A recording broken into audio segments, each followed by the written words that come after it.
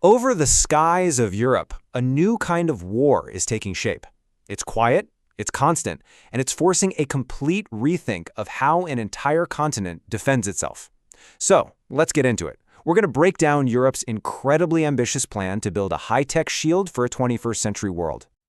Okay, so to really get why Europe is scrambling for a new playbook, you first have to understand the problem they're facing right now. And to put it bluntly, the way they're currently defending their airspace is becoming strategically, well, kind of nuts. And financially, it's just not sustainable.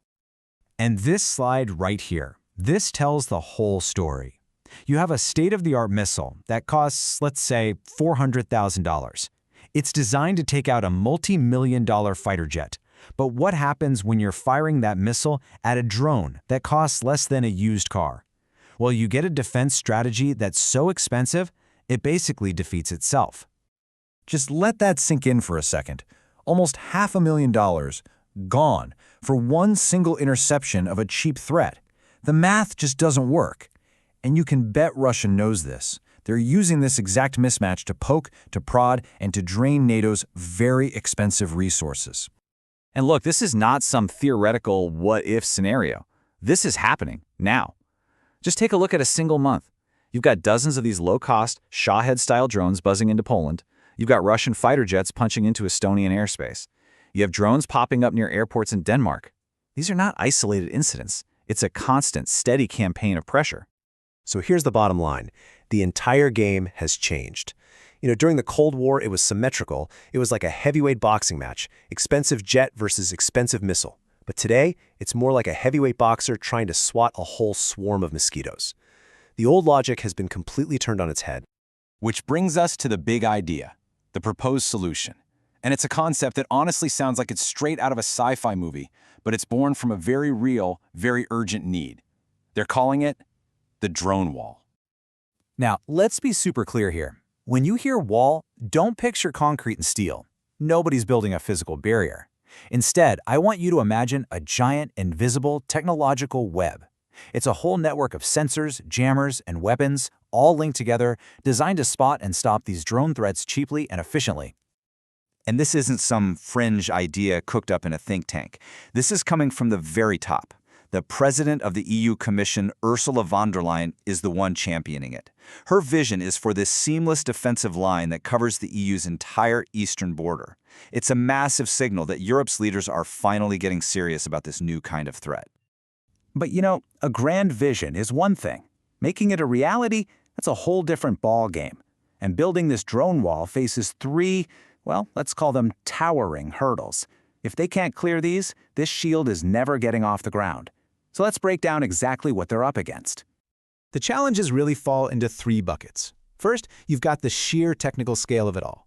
Then there's the money, the massive, and so far, completely undefined cost. And finally, the one that might just be the hardest of all, the politics of it. So let's start with the tech side. Just look at that number, 4,000 kilometers. That's the distance this thing has to cover. It's got to work flawlessly across the Arctic tundra in Finland, the forests of Poland, all the way to the Black Sea. Nothing like this, on this scale, has ever been tried before. But here's the really interesting part.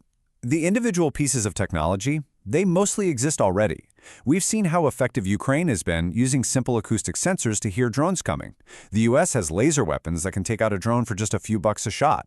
So the problem isn't a lack of tools. The real challenge is getting all those different tools to work together as one seamless, coordinated system. And of course, that brings us to the next massive hurdle. We're talking billions of dollars here.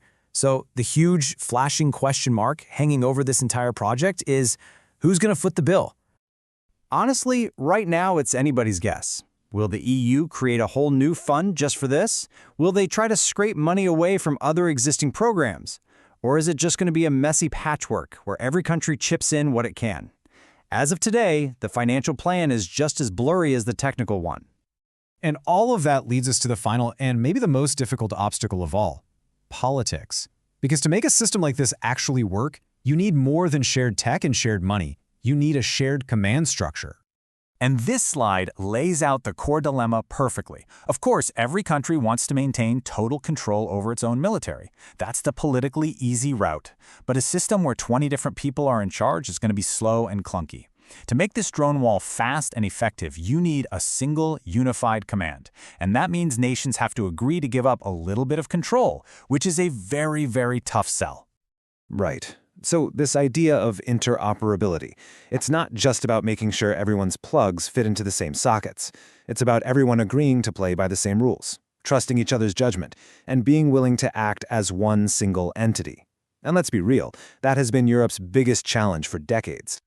So, with all these huge hurdles, technical, financial, political, is this whole drone wall idea just a fantasy? Well, maybe not, because there's a strange irony here. The very threat that makes the wall so necessary might also be the one thing that makes it possible.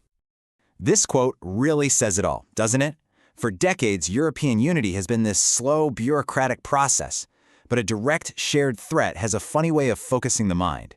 It can force cooperation and cut through red tape in a way that years of peacetime diplomacy just never could. And that leaves us with the ultimate question.